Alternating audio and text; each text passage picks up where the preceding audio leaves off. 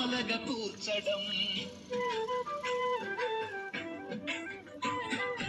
అసహాయుల కన్నీళ్లను జాలితోటి తుడవడం, ఆకలి ఎదుట అన్నం మెతుకవ్వడం, మనిషిని ప్రేమించడం, మట్టిని ప్రేమించడం, చెమటను ప్రేమించడం, చెట్టును ప్రేమించడం నీ సహజ గుణమై వర్ధిల్లుతుంది.